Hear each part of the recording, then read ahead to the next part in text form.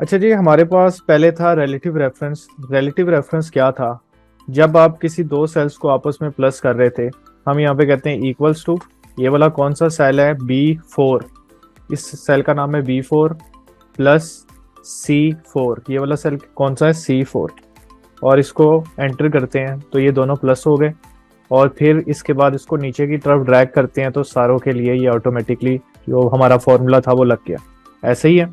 अब यहाँ पे ये सर। बात है कि ये वाला जो रूल है ये बार बार अप्लाई नहीं होगा। जब इस तरह से सेल एक दूसरे के सामने हो तब तो हम ठीक है ड्रैग करके नीचे लेके जा सकते हैं। लेकिन कुछ ऐसी सिचुएशन भी आती है यहाँ पे जब आप ड्रैग करेंगे इस तरीके से तो प्रॉब्लम क्रिएट हो सकती है, तो आंसर सही नहीं आता। इस वाली चीज का तो नाम था रिलेटिव रेफरेंस। ठीक है, रिलेटिव रेफरेंसिंग।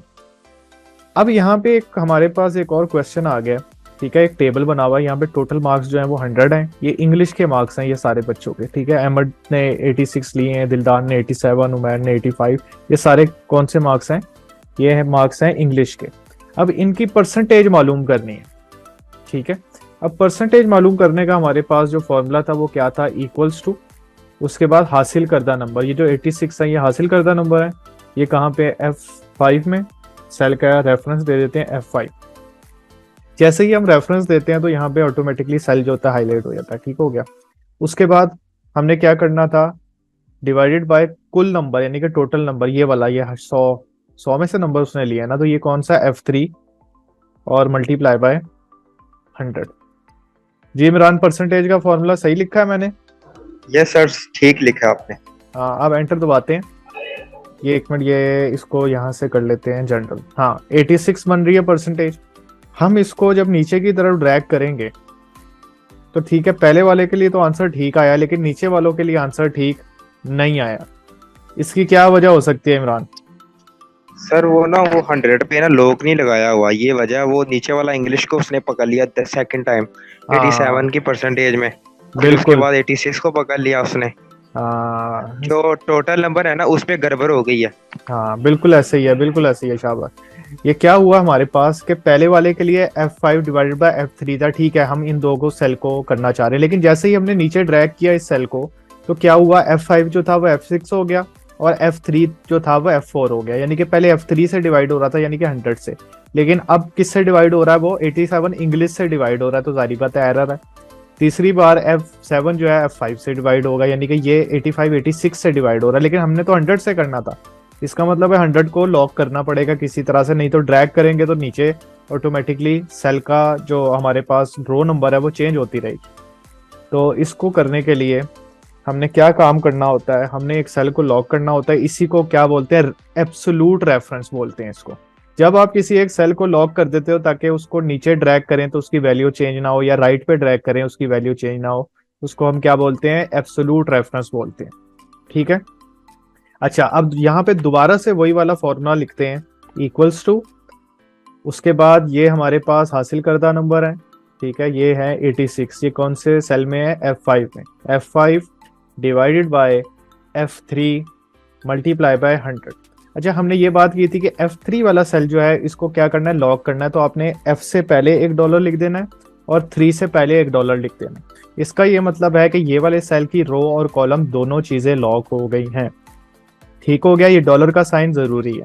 आपसे कोई भी पूछ सकता है इंटरव्यूज वगैरह में कि सेल को लॉक करने के लिए या एब्सोल्यूट रेफरेंस बनाने के लिए क्या करना पड़ता है, तो डॉलर का साइन लगाना पड़ता है।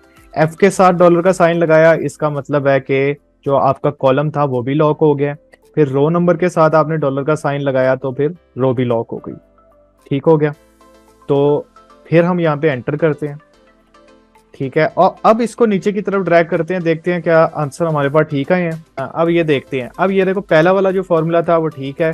दूसरे वाले में भी जब नीचे ड्रैग किया तो F3 देखो चेंज नहीं हुआ, F3 ही रहा है। F6 हो गया F5, लेकिन F3 ही रहा है। फिर उसको नीचे ड्रैग किया F7, 6 जो था वो 7 में कन्वर्ट हो गया, लेकिन F3 इसी तरह वाजिया लॉक चल रहा है। तो इसको बोलते हैं एब्सोल्यूट रेफरेंस। बहुत से क्वेश्चंस ऐसे होते हैं जिसमें आपको एब्सोल्यूट रेफरेंस करना पड़ता है, और कुछ ऐसे जो आम क्वेश्चंस होते हैं उसमें रिलेटिव रेफरेंसिंग चल जाती है। अच्छा, एब्सोल्यूट रेफरेंस की एक शॉर्ट की भी होती है। एब्सोल्यूट रेफरेंस के लिए शॉर्ट की क्या होती है वो हम लिख लेते हैं। हम यहाँ पे लिखते हैं एब्सोल्यूट रेफरेंस की। एब्सोल्यूट रेफरेंस की शॉर्ट की हमारे पास होती है F4। अच्छा, F4 जब हम दबाते हैं ना ऑटोमेटिकली डॉलर लग जाते हैं, ठीक है, खुद से लिखने नहीं पड़ते। देखते हैं किस तरीके से। यहाँ पे हमने ये F3, ये डॉलर मैं खुद से मिटा रहा हूँ, पहले तो हमने ये फॉर्मूला लिखा है F3। अच्छा, यहाँ पे मैं आगे जाके F4 दबा देता हूँ, यहाँ पे कर्सर रख के, आगे मेरा कर्सर था, F4 दबा दिया, ऑटोमेटिकली डॉलर लिखे गए हैं। मतलब कि आप मैनुअली भी डॉलर लिख सकते हो, लेकिन अगर शॉर्ट की का इस्तेमाल करोगे तो 3 के आगे आपने अपना कर्सर रखना है और F4 दबाना है कीबोर्ड की मदद से, तो ऑटोमेटिकली ये लग जाएगा।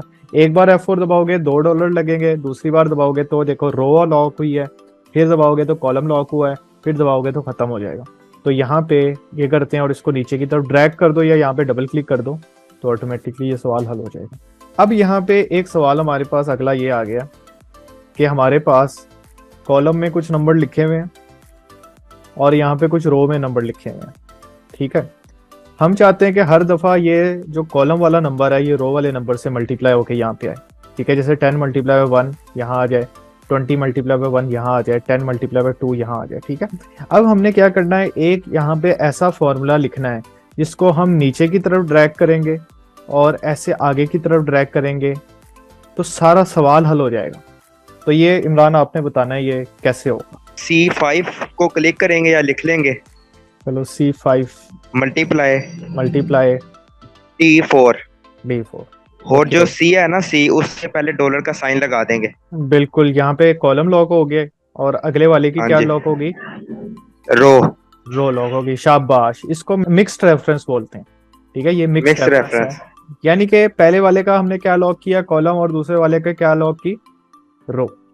तो यहाँ पे हमने इसको आगे की तरफ ड्रैग किया और नीचे की तरफ ड्रैग किया, तो ये ऑटोमेटिकली सवाल हमारे पास हल हो गया, ठीक है। अब ये वजह क्या थी कि कॉलम को लॉक क्यों करना था, क्योंकि इस कॉलम से जब हम ऐसे आगे की तरफ ड्रैग करते तो हम ना चाहते कि ये वाला कॉलम चेंज होता, तो इसको हमने लॉक करना था और ये वाली रो लॉक करनी थी। यहाँ पे वाज़िया नजर आ रहा है कि ये कॉलम को लॉक करना पड़ता और इस रो को लॉक करना पड़ता।